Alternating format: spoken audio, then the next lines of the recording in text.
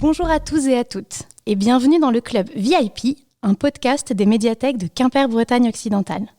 C'est Marine au micro et aujourd'hui, avec Jeanne, notre spécialiste des littératures de l'imaginaire, nous recevons un invité connu dans toute la galaxie, ou presque.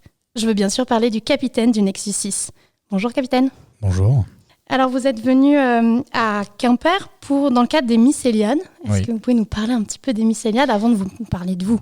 Pour ceux qui ne vous connaisseraient pas. Bien sûr. Les Mycéliades, c'est un festival organisé par l'ADRC, qui est un organisme affilié au CNC, et qui a pour but de toucher les 15-25 ans et de les encourager à retourner dans ces magnifiques lieux que sont les cinémas, les médiathèques et les bibliothèques. Et la thématique, c'est la science-fiction, l'exploration spatiale dans la science-fiction, besoin d'espace. Et voilà, on m'a demandé d'être là. Pourquoi ? Eh bien parce que je parle de science-fiction sur ma chaîne YouTube Nexus 6, qui est la seule chaîne spécialisée dans la SF, en tout cas 100% SF, puisque non seulement on en parle, mais on en fait aussi. Alors est-ce que tu peux un peu développer qu'est-ce que vous faites exactement dans la SF sur YouTube ?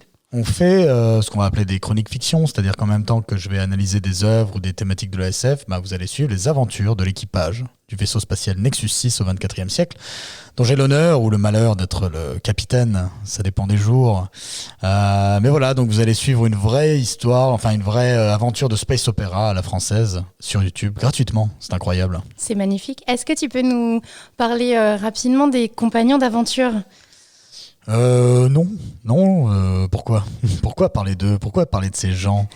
Non, je plaisante. Il y a Cyril qui est donc un mercenaire de l'espace, tout comme moi, mais particulièrement violent et psychopathe, je dirais, mais qui en plus est aussi producteur de la société Fenstoast qui produit Nexus 6.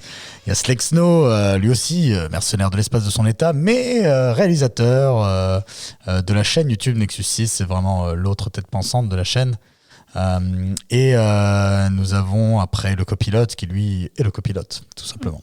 Mais après au sens large, donc comme je disais, Nexus 6 est produit par Fenstoast, qui a été fondé donc par Cyril, par Slexno, mais aussi par Thomas qui est notre ingénieur du son, lui. Et puis il faut surtout pas oublier Romain Toumi qui est celui qui nous fait nos effets spéciaux. Il y a Lucie Schossler qui nous fait nos maquillages, nos aliens, etc. Laurent Steiner qui est notre directeur de la photographie depuis très longtemps. Romain Gamba lui aussi. Il y a Pierre Nicolas. On est une belle petite équipe d'une quinzaine, dizaine de personnes, on va dire, de noyau dur. Et puis après, notamment sur les derniers épisodes, là, on a 300 personnes au générique. Et donc, il y a beaucoup de gens qui se sont investis dans ce projet. Ce sont des gros moyens que tu mets au service du Nexus 6 pour raconter... Que vous mettez, oui, c'est toi la figure de proue qu'on connaît. Est-ce que c'est dur de faire justement ce genre d'épisode avec ces qualités-là sur YouTube pour un format particulier ? C'est dur de base et d'autant plus sur YouTube puisque du coup en termes de modèle économique c'est assez particulier. Mais là effectivement en tout cas sur la trilogie qu'on a sortie récemment, qui est un projet de 5 ans avec des effets spéciaux ambitieux, avec une mise en scène, avec une écriture qui voulait, on a poussé les potards, comme on dit.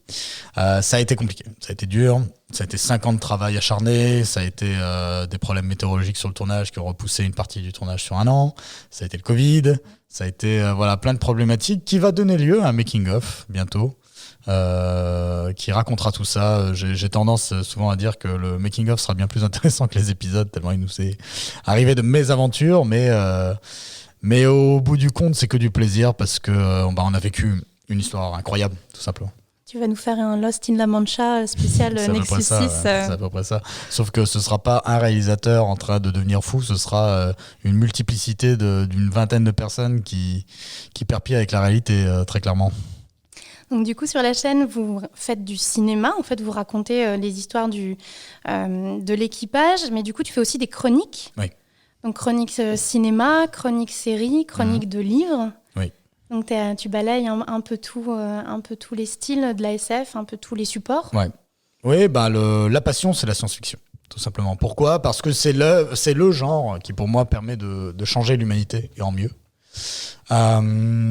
Je suis assez radical là-dessus parce que effectivement, je pense qu'aucun autre genre de l'imaginaire ne permet ça, de par sa nature même de volonté de réflexion sur le monde, d'en voir les évolutions, d'en prévenir peut-être les évolutions néfastes, d'essayer d'être lanceur d'alerte d'une certaine manière.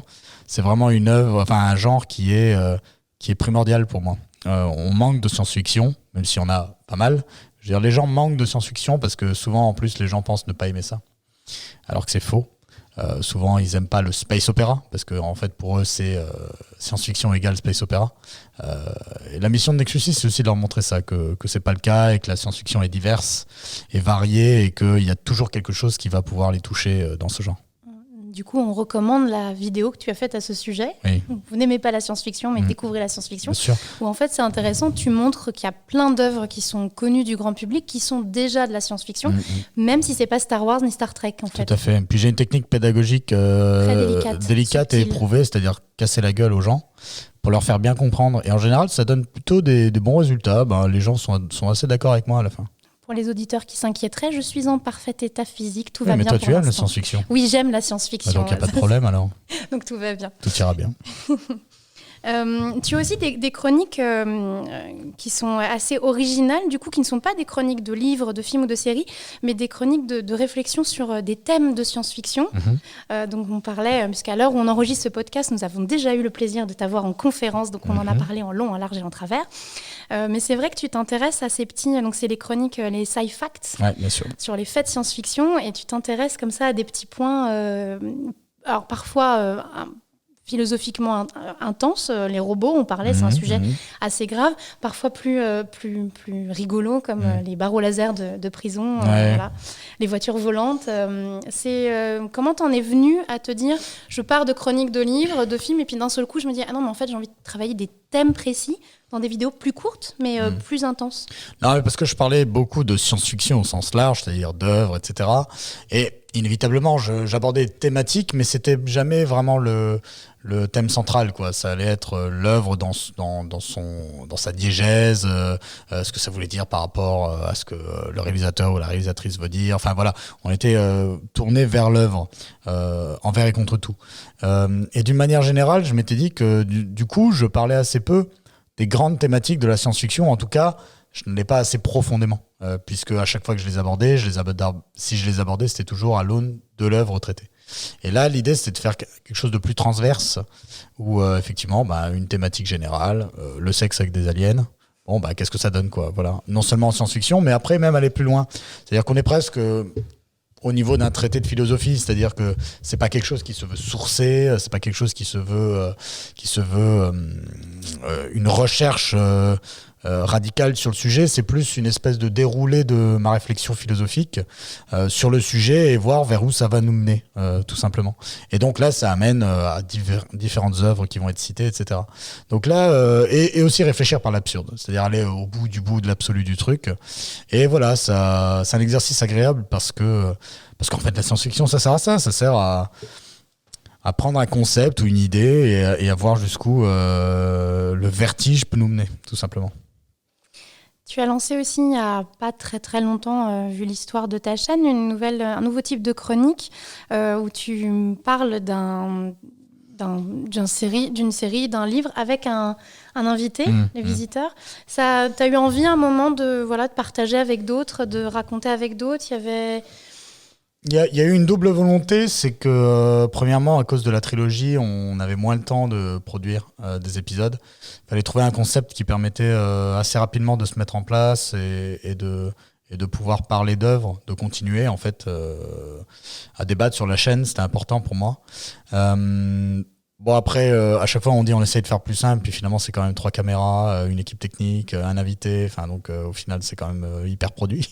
mais voilà, il y avait aussi cette volonté de se confronter peut-être à la vie de quelqu'un d'autre et d'amener le débat. Voilà, moi ce qui m'intéresse c'est justement si on n'est peut-être pas forcément d'accord ou si d'apporter un autre point de vue. Des fois par exemple même inviter des gens qui pensent ne rien y connaître en science-fiction ou à l'œuvre qui va être traitée, si ce n'est il faut l'avoir vu avant de participer à l'émission, mais je veux dire ne pas être des spécialistes du genre. Justement ça peut amener des points de vue un peu nouveaux en dehors de notre bulle de spécialistes de la SF.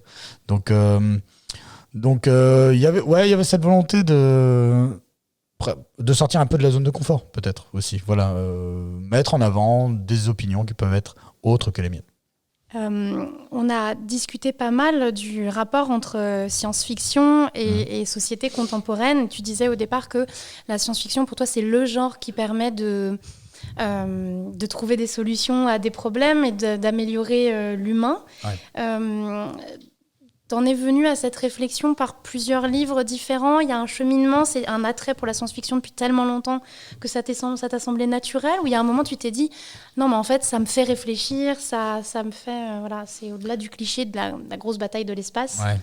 Non, c'est naturel, je saurais pas te dire, tu vois. J'ai toujours été comme ça, quoi. C'est-à-dire j'ai toujours réfléchi les choses. J'ai presque une incapacité à être dans une forme d'innocence, quoi. C'est compliqué. Ça a toujours été là. Je serais incapable de te dire. Je serais incapable de te dire. La SF, en plus, c'est là dans ma vie depuis toujours. Pareil, souvent on me dit, ça a été quoi la première œuvre ? J'en sais rien. Je sais pas. Aussi loin que je me souvienne, et j'arrive à avoir des souvenirs de mes 2-3 ans, voire un peu avant, la SF était là. Donc... c'est compliqué pour moi d'analyser. Ce que je sais, c'est que j'ai eu la chance de naître dans un cadre plutôt intellectuel. Et en fait, du coup, ça a tout de suite été là, quoi. Après, moi, je pense, souvent, on essaye de faire croire aux gens qu'ils ne réfléchissent pas. Il y a par exemple cette phrase un peu galvaudée, c'est « oui, moi, je regarde des trucs, j'ai envie de poser mon cerveau et de ne pas réfléchir ». Mais en fait, c'est juste littéralement impossible. Il faut que les gens s'en rendent compte. On réfléchit tout le temps. C'est-à-dire qu'on soit un grand intellectuel ou pas, qu'on soit curieux même des choses ou pas, on passe notre temps à réfléchir. C'est-à-dire même quand on regarde le pire truc débile et qu'on pense qu'on est en mode détente, et en fait non. Vous regardez un truc qui veut dire quelque chose sur le monde, sur la société. Les gens qui sont présentés dans ces émissions, elles veulent dire quelque chose sur le monde et la société, et il y a un processus de réflexion cognitive qui se fait dans votre cerveau. Donc en fait, tout le monde réfléchit tout le temps. Maintenant, c'est comment tu vas utiliser ta réflexion, comment tu vas utiliser tes connaissances. C'est là que c'est important.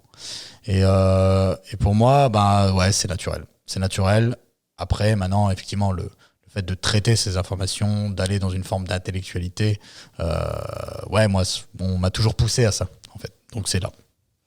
Faire des vidéos avec autant de moyens techniques, autant de qualité, avec aussi ce travail d'intellectualisation des œuvres diverses et variées, parce que tu parles aussi bien de Star Wars que de choses très accessibles, connues du grand public, à certains types de romans ou de sous-genres de la science-fiction un peu plus niche, un peu moins connus. C'est aussi une façon pour toi de faire partager ta passion et de faire prendre conscience aux gens, notamment je pense à la vidéo dont on parlait un tout petit peu avant, sur vous n'aimez pas la science-fiction, mais en fait il y a déjà plein de choses de science-fiction que vous ne savez pas que ça en est. Ouais. C'est une façon pour toi aussi d'aller dans ce sens-là, de dire non mais la science-fiction c'est un genre légitime, intéressant, poussé, et sortir de parfois les clichés qu'on a sur la science-fiction qui peuvent perdurer même si ça tend heureusement à diminuer comme c'était le cas pour la BD il y a quelques années. Non mais effectivement il y a une forme de militantisme parce que comme je l'ai dit, comme pour moi c'est un genre extrêmement important pour l'avenir de l'humanité, la mettre en avant c'est une volonté d'améliorer l'humain, hein, avec beaucoup d'humilité évidemment. Grâce à moi vous serez de meilleurs êtres humains, sachez-le. Je ne sais pas si c'est vrai ce que je viens de dire parce qu'il y a quand même une vision des fois assez pessimiste sur les choses et assez fataliste, mais même avoir une réflexion sur le fatalisme, c'est peut-être justement s'en éloigner ou réussir à faire tellement la chose sienne ou sienne, bon, on s'est compris, qu'on arrive à la dépasser peut-être, à ce qu'elle ne soit plus si prégnante dans nos vies. Bon, je sais pas où je vais avec cette réflexion, mais en tout cas, le genre la SF est tellement importante pour l'humain, pour sa réflexion sur soi aussi, parce qu'on parle de société, mais en fait, on parle d'hommes et de femmes.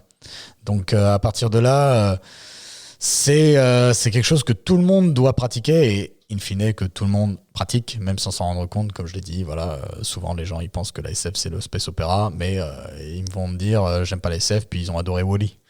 Je fais mais Wall-E c'est un robot dans un monde post-apo avec des humains qui vivent dans un vaisseau spatial. Ah oui, mais ah bon, en fait eux comme c'est un dessin animé Pixar, ils se disent le genre c'est dessin animé Pixar. Ils se disent pas le genre c'est SF. Donc voilà, il y a plein de choses à déconstruire comme ça là-dessus. Bienvenue à Gattaca aussi, il y a plein de gens qui me disent j'adore Bienvenue à Gattaca, t'aimes la SF? Non.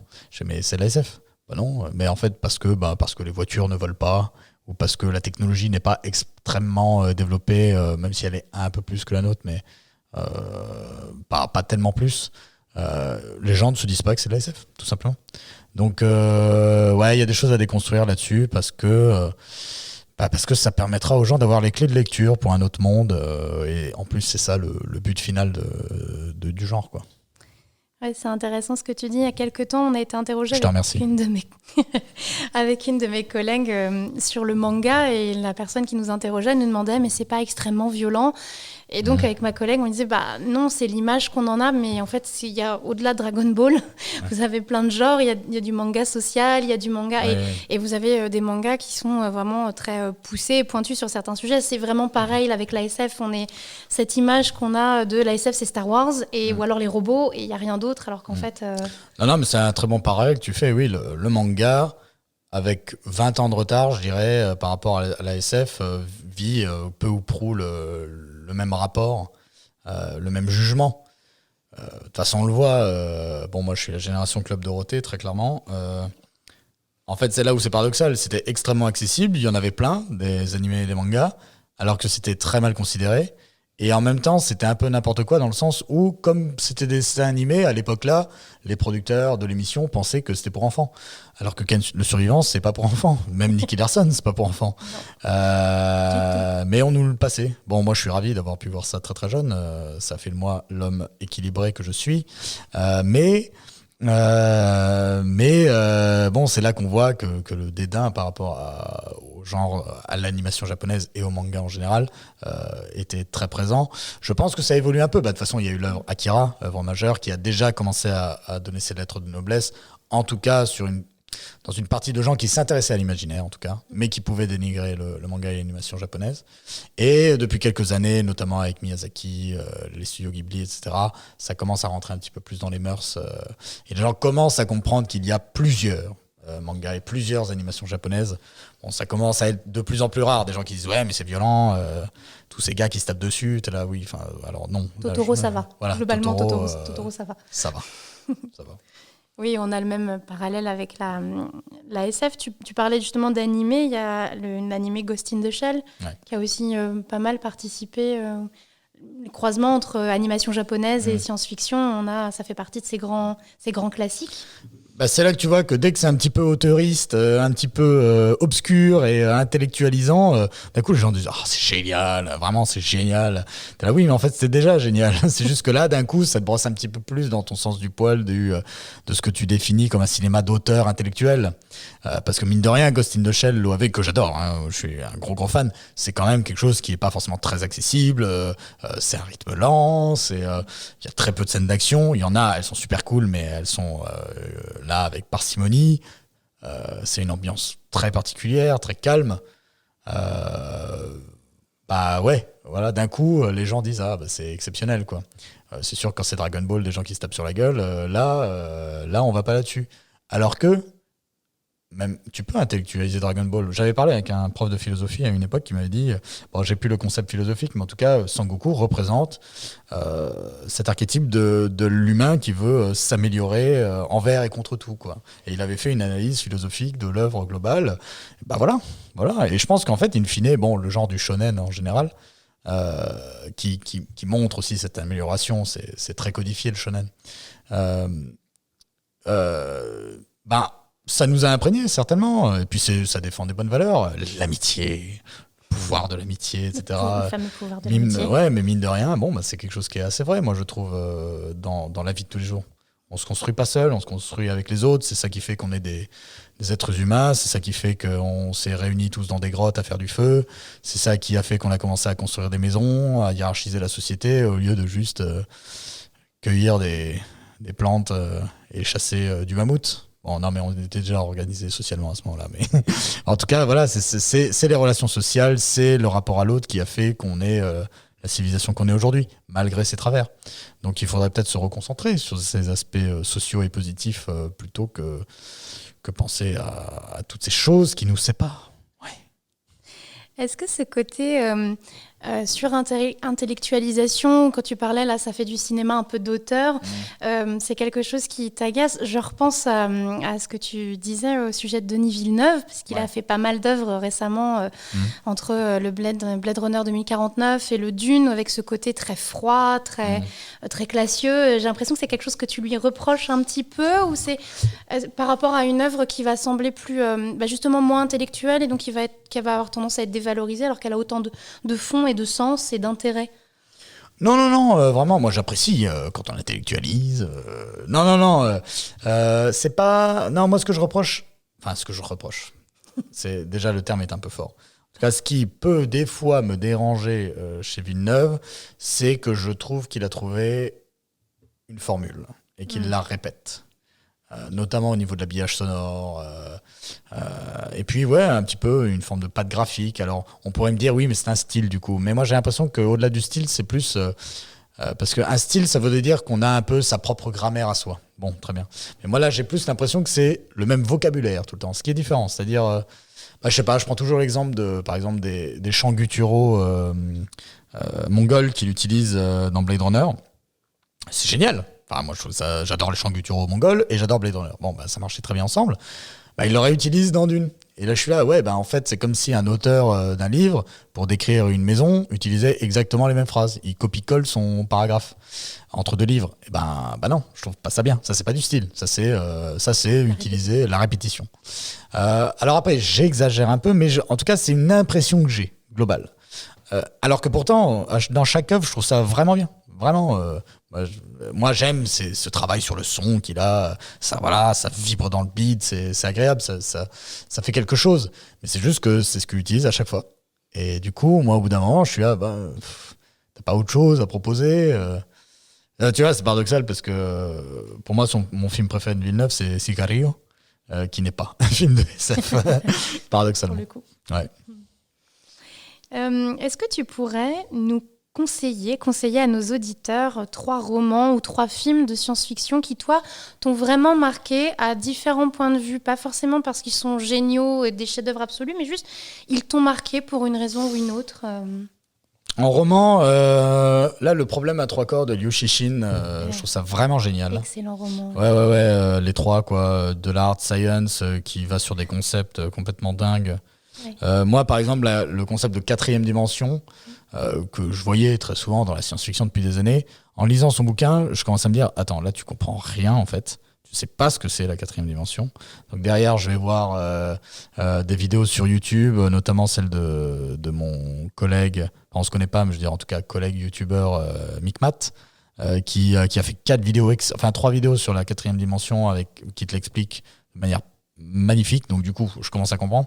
Puis du coup, j'ai commencé à regarder même une autre qui parlait plutôt de la théorie des nœuds, enfin de la science des nœuds. Et la 4e dimension peut intervenir dans cette science-là. Donc, j'étais parti pour 3 heures là-dessus.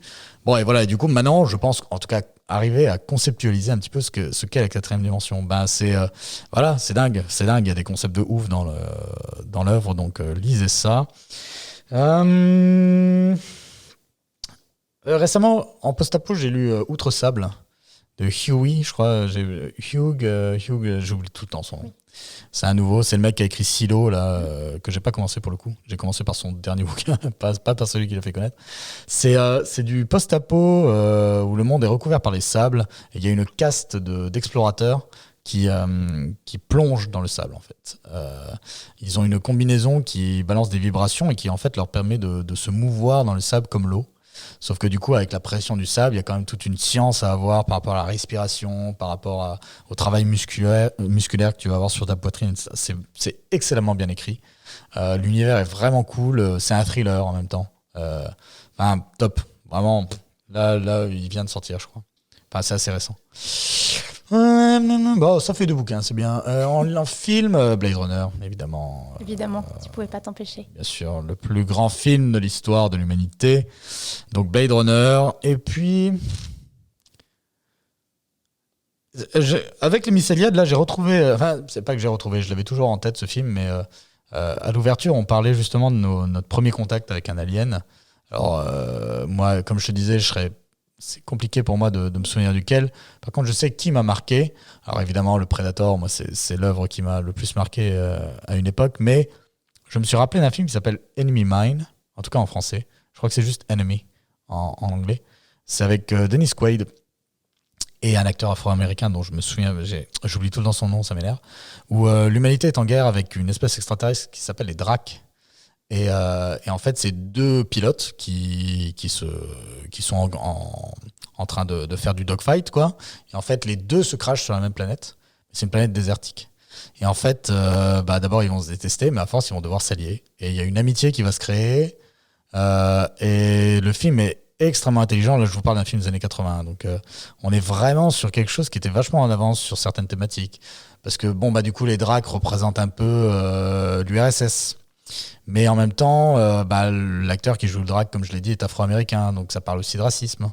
Et puis, les Dracs... là, je vous spoil un peu, mais ça vous gâche pas le film. C'est que ils sont hermaphrodites. Donc, il y a aussi une réflexion un petit peu là-dessus. Sur les genres, etc. Bon, on reste dans les années 80, donc c'est peut-être pas des choses du niveau d'aujourd'hui, mais il y a quand même un brouillage là-dessus. Et surtout, les Dracs, quand ils sont enceintes, ils meurent. Et du coup, l'humain va devoir élever le petit Drac. En fait, il sera père d'un petit Drac. Donc, un peu monoparentalité. Le Drac, lui, il connaît pas sa culture Drac. Il devient de culture humaine.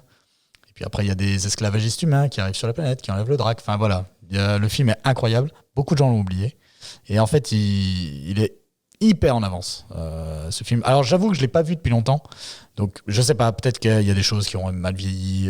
Et là, je ne parle pas d'effets spéciaux. Ça, effectivement, ça a mal vieilli de souvenirs.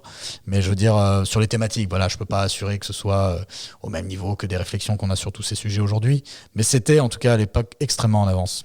Et moi, je me souviens que ça m'avait vraiment touché quand j'étais enfant. Voilà, c'est ces deux êtres qui ont tout pour se détester et finissent par s'allier, tout simplement.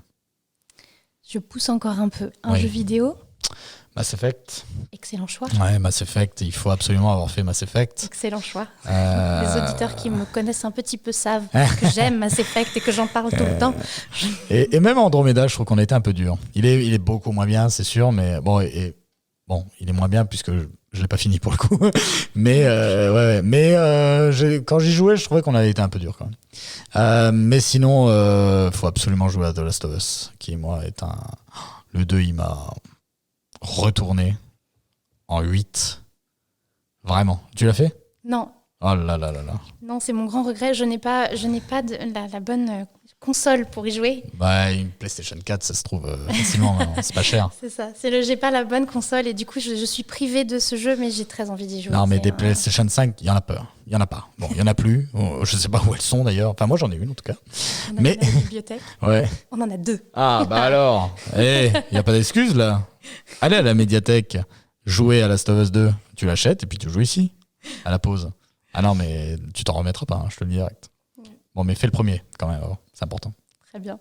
Et la science-fiction française ? Oula. Est-ce qu'il y a un auteur ou un livre que tu nous conseillerais ? Parce qu'on parle beaucoup souvent de science-fiction américaine. Alors, tu as un peu abordé la science-fiction chinoise, pour le coup, avec le problème à 3 corps. Mais on a une très grosse production française, on en écrit. Oui, non, voilà, mais en littérature, ça va. Oui, en littérature. Je pensais que tu allais me parler de cinéma, là, c'était plus compliqué. Non, en roman, est-ce que tu as un auteur ou un livre de science-fiction français qui te marque et que tu voudrais partager à nos auditeurs ? Alors, j'en lis pas tant que ça, malheureusement. Mais j'ai lu il y a 2-3 ans, Latium, de Romain Lucaso. Et c'était exceptionnel. J'ai vraiment aimé. Alors, il faut savoir que c'est un peu la première fois que je lis de la SF française qui a un peu une démarche, je dirais, à l'anglo-saxonne, avec un peu une démarche à la Dan Simmons, qui s'inspire beaucoup aussi d'œuvres classiques pour infuser dans son œuvre. Dans Hyperion, il y a eu du Keats aussi d'ailleurs. Enfin, voilà, des poètes classiques anglais, des choses comme ça. Là, il s'est beaucoup inspiré de Racine. Je crois que c'est Racine, ouais. Et puis, en même temps, il y a un mélange des genres et il y a une forme de radicalité et de recherche littéraire aussi, surtout. Il y a une volonté d'écrire de bien écrire aussi. Et c'est très, très beau. Non, je vais d'abord résumer l'histoire et ensuite je vous donnerai le genre. En fait, on est dans un monde, un futur indéterminé mais lointain, où il est plutôt indéterminé, je dirais, mais très lointain, où l'humanité a essaimé dans la galaxie. Alors pas toute la galaxie, mais il y avait un impérium assez étendu. Sauf qu'on a une époque où l'humanité a disparu. Mais nous ont survécu nos IA et nos robots, qui eux se retrouvent désœuvrés en fait, parce qu'ils répondent aux 3 lois de la robotique. Et du coup, ils ont besoin que des gens leur donnent des ordres. Alors, ils ont réussi à créer une société.